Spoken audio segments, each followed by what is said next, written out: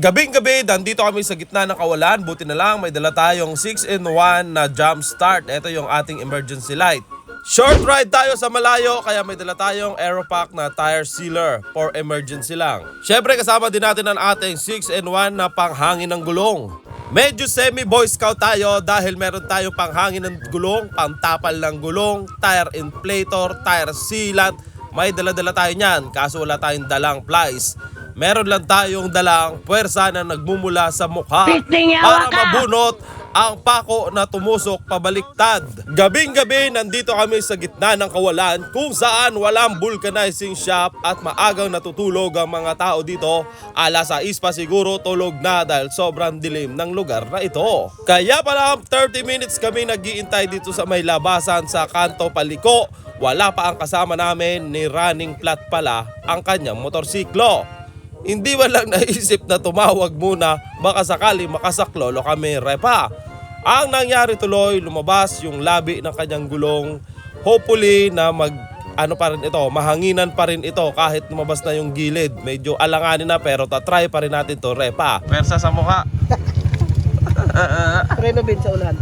Naubusan tayo ng lubricant kung kaya't mahirap ipasok. Nanginginig na ang kamay na may makikita mo sa kanyang mga muscle na parang siyang tinitibi sa sobrang tigas ipasok ng panapal natin dahil wala nga yung lubricant.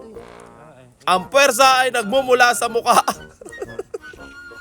Hindi mo talaga madrawing, sobrang tigas talaga yan. Sumubok din ako at talagang para akong tinitibi sa sobrang tigas. Kung nagbabala kang mag long ride, syempre isipin mo pa rin kung pupunta ka sa isang lugar na alanganin, dapat meron kang mga pang emergency tools. Katulad ng mga dala ko, iwan ko sa comment section, hindi nyo kailangan bumili, pero pwede nyo tingnan kung magkano. After natin matapalan, hangin naman tayo. Syempre nasa comment section pa rin ang link. Try nating hanginan kung uubra talaga ang ginawa nating solution dahil nandito nga tayo sa isang alanganin na lugar. Nandito kami ngayon sa Magallanes. Ayaw? Tanggalin mo muna. Di ba sila tayo? Naubos yung gilid oh. Maraming flat. Ibig sabihin kanina pa to, Bin. Ha? Kanina pa. Naubos oh. Dapat pag sumingaw yung gilid nito, hindi na mahanginan to. Huwag mong pigain yung gilid. Dapat dyan. Ano kayo? Ha? Huwag mong pigain. Ito, nakabukaw. Hindi, ayaw mo lumapat yan. Lalapat yan kasi. Yan, natigas yan. Natigas yan. Dahil hindi umubra, tire sealer, inflator naman tayo. Yung pang bomba pala natin na pwede rin pang jump start ay pwede rin pang emergency. Ayan, naglagay na nga tayo ng blinker. Baka sakaling may makatulong sa atin dito sa gitna ng kawalan. Pwede rin pala itong flashlight at pwede rin cellphone charger.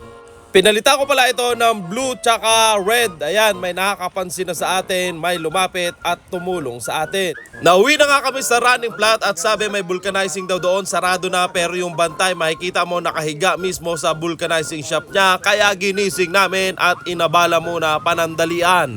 Ito yung punto na nahangina na ang gulong, subalit nang pinatakbo na namin ang motor na ito, lumipad naman yung sinalpak namin dun sa butas dahil hindi pala ito nakabaon ng husto at nauwi na lang ito sa iwan motor sa kakilala.